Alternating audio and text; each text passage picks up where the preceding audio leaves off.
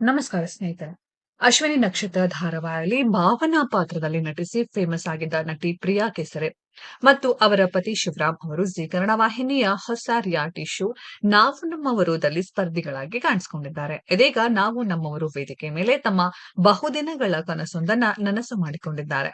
ಅಶ್ವಿನಿ ನಕ್ಷತ್ರ, ಕವಲುದಾರಿ ಮುಂತಾದ ಧಾರಾವಾಹಿಗಳೇ ನಟಿಸಿರುವ ಪ್ರಿಯಾ ಕೆಸರೆ ಅವರು ಇದೀಗ ತಮ್ಮ ಪತಿ ಶಿವರಾಮ್ ಜೊತೆ ಶ್ರೀಕರಣ ನಾವು ನಮ್ಮವರು ಎಂಬ ಶೋನಲ್ಲಿ ಸ್ಪರ್ಧಿಯಾಗಿ ಭಾಗವಹಿಸಿದ್ದಾರೆ. ಅಂದ ಹಾಗೆ 11 ವರ್ಷಗಳ ಹಿಂದೆ ಶಿವರಾಮ್ ಮತ್ತು ಪ್ರಿಯಾ ಕೆಸರೆ ಅವರು ಅದ್ದೂರಿಯಾಗಿ ದಾಂಪತ್ಯ ಬದುಕಿಗೆ ಕಾಲಿಟ್ಟಿದ್ರು. ಆದರೆ ಈ ಜೋಡಿಗೆ ಸಿಂಪಲ್ ಆಗಿ ಮಂತ್ರ ಮಾಂಗಲ್ಯ ಸರಳ ವಿವಾಹ ಪದ್ಧತಿಯಲ್ಲಿ ದಾಂಪತ್ಯ ಬದುಕಿಗೆ ಕಾಲಿಡುವ ಕನಸಿತ್ತು. ಇದೀಗ ಅದು ಈಡೇರಿದೆ.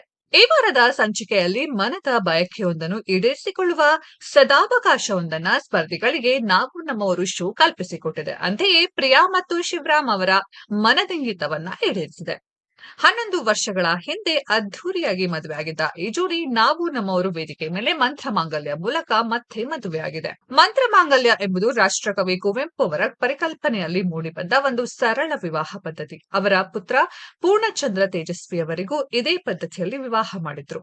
ಅದನ್ನೇ ಈಗ ಎಲ್ಲರೂ ಅನುಸರಿಸುತ್ತಿದ್ದಾರೆ. ಕುವೆಂಪು ಅವರ ಕವಿ ಶೈಲದಲ್ಲಿ ಈಗಲೂ ಈ ರೀತಿಯ ವಿವಾಹಗಳು ನಡೆಯುತ್ತಿವೆ. ಈಗ 11 ವರ್ಷಗಳ ಹಿಂದೆ 25 ಲಕ್ಷ ರು ಖರ್ಚು ಮಾಡಿ ಅದ್ಧೂರಿಯಾಗಿ ಮದುವೆಯಾಗಿದ್ದ ಪ್ರಿಯಾ ಶಿವು ಅವರು ಈಗ ಮಂತ್ರ ಮಾಂಗಲ್ಯ ಮೂಲಕ ಮತ್ತೆ ವಿವಾಹವಾಗಲು ಬಯಸಿದ್ದಾರೆ. ಈಗ ಬರೀ ಸೂರ್ಯಚಂದ್ರೇ ಸಾಕ್ಷಿ ಎಂದು ನಿರೂಪಕ ನಿರಂಜನ್ ದೇಶಪಾಂಡೆ ತಿಳಿಸಿದರು. ಕುವೆಂಪು ಅವರು ಒಂದು ಮಾತನ್ನು ಹೇಳ್ತಾರೆ, ರಾಹುಕಾಲ ಗುಳಿಕಾಲ ಯಾವ ಕಾಲವೂ ಇಲ್ಲ. ನೀವು ಯಾವ ಮನಸ್ಸಿನಿಂದ ಒಪ್ಪಿ ಮದುವೆ ಆಗುತ್ತೀರೋ ಅದೇ ಸುಕಾಲ ಎಂದಿದ್ದಾರೆ.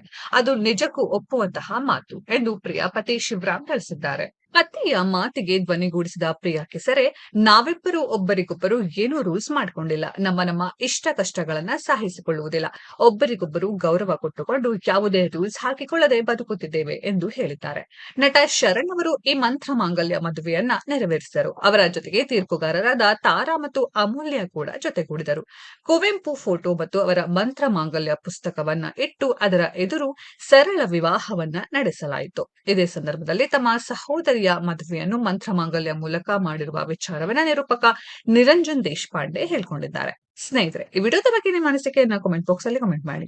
ಈ ವಿಡಿಯೋ ಇಷ್ಟ ಆಗಿದ್ರೆ ಲೈಕ್ ಮಾಡಿ, ಶೇರ್ ಮಾಡಿ, ಚಾನೆಲ್ ನ ಸಬ್ಸ್ಕ್ರೈಬ್ ಮಾಡಿ, ಪಕ್ಕದಲ್ಲಿ ಇರೋ ಬೆಲ್ ಐಕಾನ್ ನ ಹಿಟ್ ಮಾಡಿ.